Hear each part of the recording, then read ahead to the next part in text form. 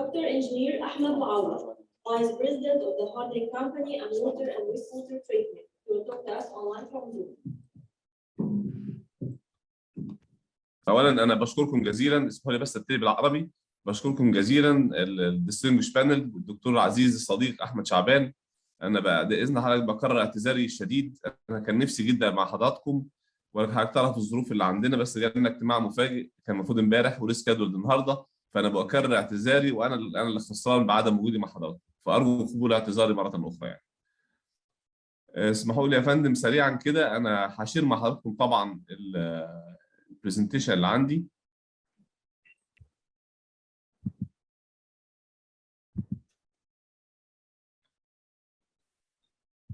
انا بشرف ان اكون معاكم. انا الدكتور احمد معوض، نائب رئيس شركه قبضه لمياه الشرب والصرف الصحي.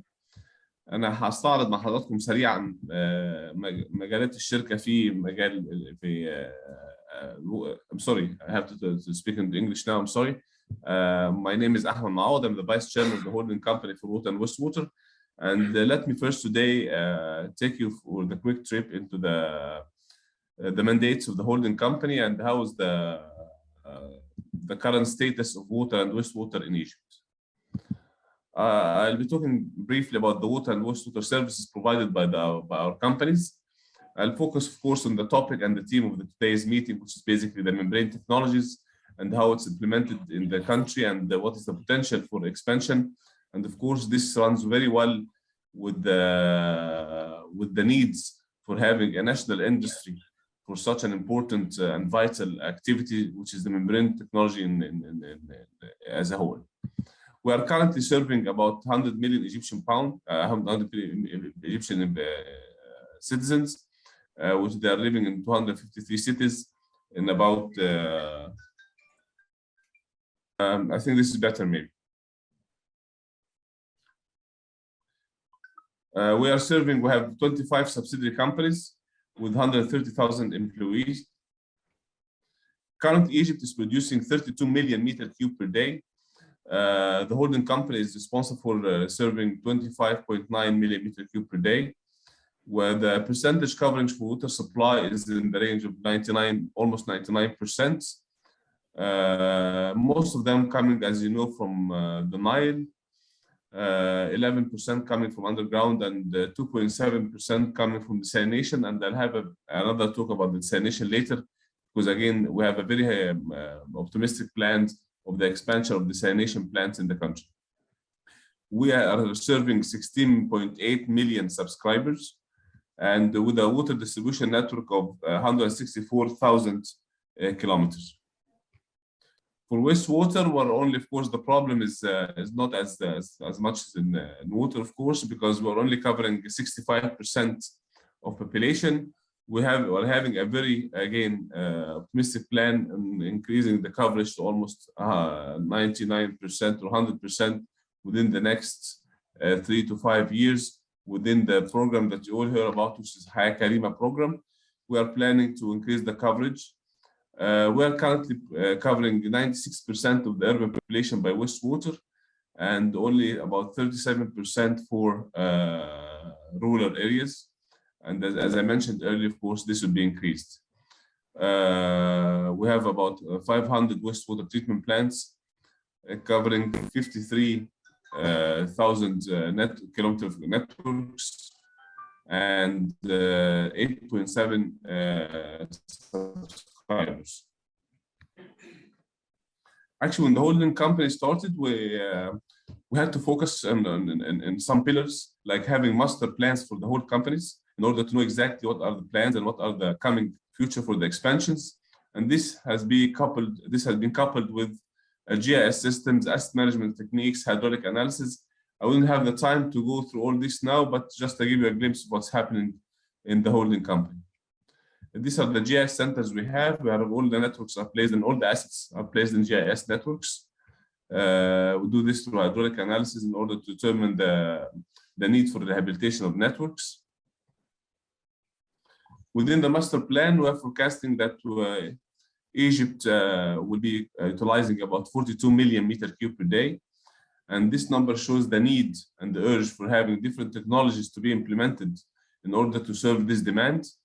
So most of our treatment plants now are conventional treatment plants. I'll be talking later about now we have introduced new technologies. We have ultrafiltration units. We're going to RO desalination plants, and we're going to other filtration systems, for example, like Dynasands and so forth.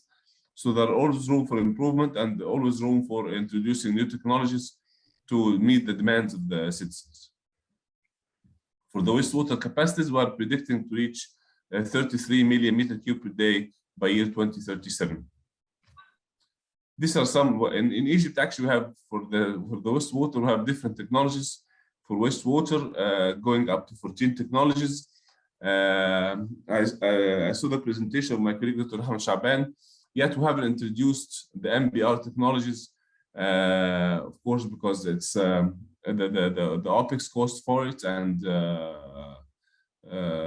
maybe the technology has been cheaper now and then being maybe carried out through the center. This will reduce the cost of the MBR, and there's a room for applying this and trying this within our plants. Of course, as Dr. Ahmed mentioned, we are very much open on our plants to test the new technologies, to test the new membranes, to put them in operation and monitor them through our labs and in full cooperation with the center. As for membrane filtration, I'm not going, of course, you are all experts in this. We all know that it starts from screening, sand filtration, microfiltration, ultrafiltration, going to RO systems. I won't go to all these details, you know it better than me.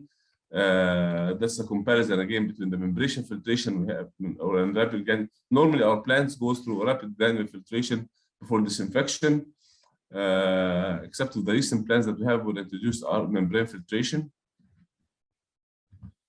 As I mentioned earlier, I mean, if you ask me about 12 years ago, how was Egypt in terms of desalination plants, I was telling you that we are producing only 65,000 meter cube per day by year 2010. Now we're almost producing, we're reaching about 1 million meter cube per day of desalination plant, and we're having a very optimistic plan to increase this number to around 8 million meter cube per day within the next 20 to 30, 25 years. So there is a big expansion, and there's a big plan for expansion in desalination, of course, to cover the expansion for the population and the water demand needs. We have to go with this technology.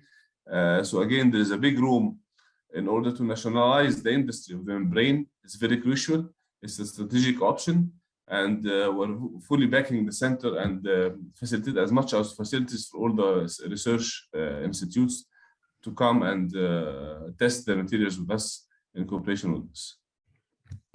Of course, we are very blessed to have the Mediterranean Sea and the Red Seas, and these are the zones where we plan to cover the desalination along the country. It's not only within the coastal areas, but again, it might go into part of the delta areas to increase the demand and to increase the supply for the water in terms of the salt water.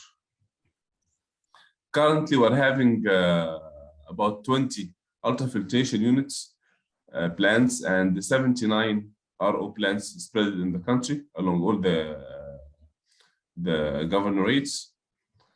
For the ultrafiltration units, we have 60% are ultrafiltration and 40% of the numbers are for carrying out for microfiltration. Producing 340,000 meter cube per day. Of course, 340,000 meter cube per day is yet a small number if you compare it to the total number, which is 25 million cubic per day. But I mean, in future, we hope that this number will increase. And the reason, because of the small size, is because of most of the ultrafiltration units now are currently carried out into the villages and into the southern part of the country.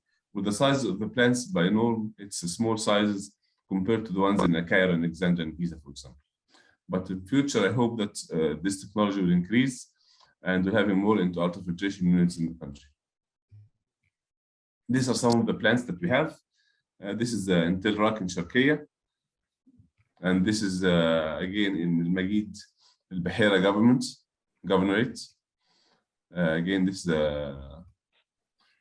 Dr. Ahmed mentioned that we have a cooperation. Yes, of course, this is one of the models that we have in the Bahira governorate, where we have been testing the ultrafiltration and the performance of the membrane itself has been monitored, and actually the performance has been increasing, and the efficiency of the filtration has been tested, and we're in very much cooperation with Dr. Shaban in terms of how to increase the efficiency.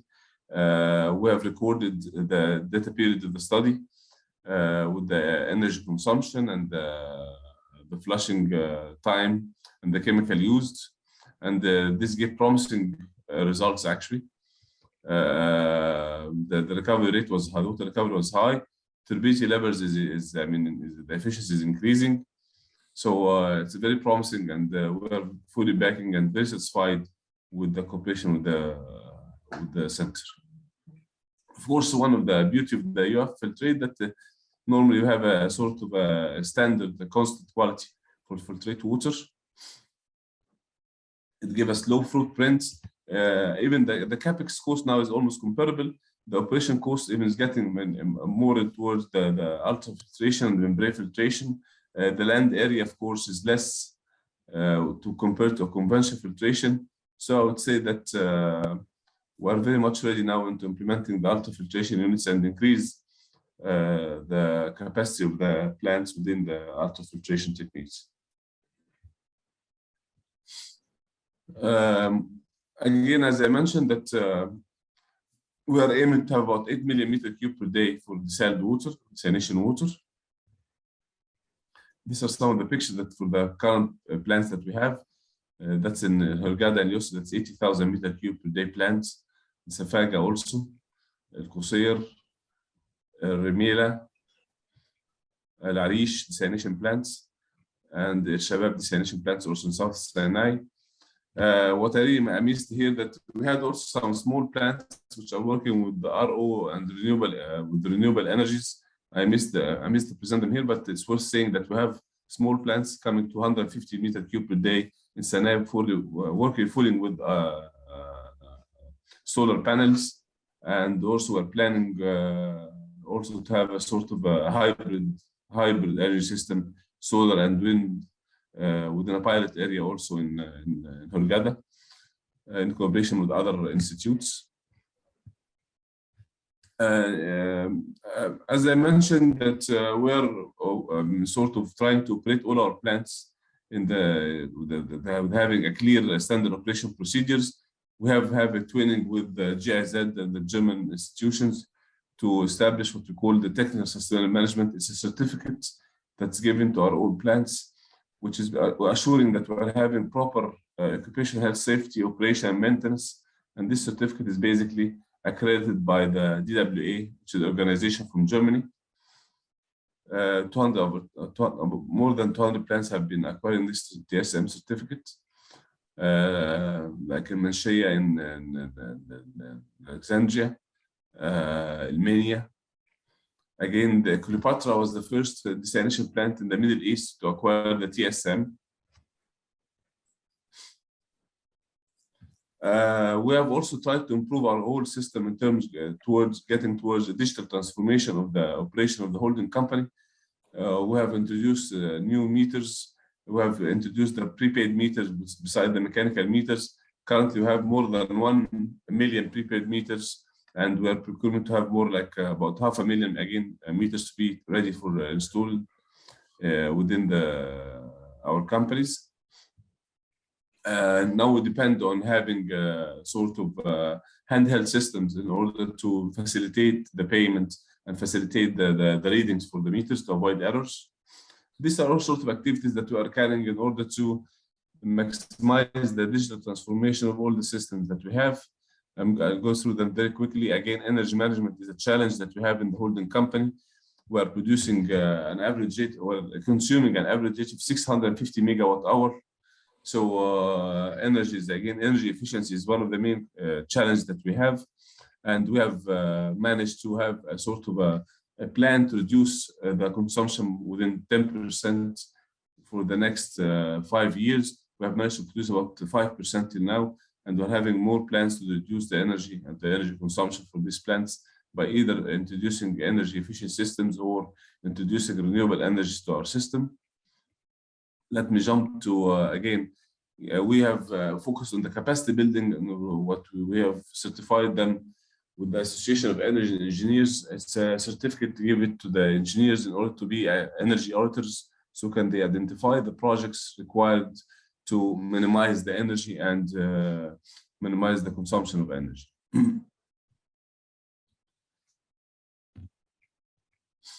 I have a lot to present, but maybe at the end, I'd like also to focus that now we are we're having a plan to utilize the sludge produced from our wastewater treatment plants to avoid spreading them on only drying beds, which is the current prominent procedures carried out in our waste treatment plants, and try to think to the sludge to energy and producing biogas from the sludge.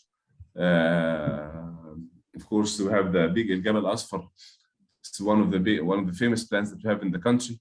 We're producing 11 megawatts at the Jabal Asfar, which utilizes almost 55% of the operation coming from biogas produced. We have another good experience in a place called Sakha in Kafr al-Sheikh, which is producing 2 megawatts from the sludge. Again, in Alexandria East, there's a plan to have a sort of a digester that produces 10 megawatts to operate the plant from. And Abu Rawash now, the plant has almost finished, and we're planning to have again a biogas stage to produce about 10 megawatts from this plant. That's again another plant in Beni Suef for applying solar drying beds to dry the sludge and then utilize it. So by this, actually, I would like to finish here, and I hope that I wouldn't have taken much time. There are lots to say, but maybe in a second event. So thank you very much, and thank you again for allowing me to introduce just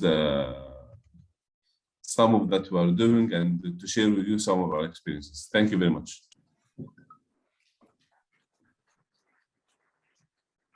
Thank you, Dr. Moawad. We hope the next time you are with us in live. Thank you very much. Thank you very much.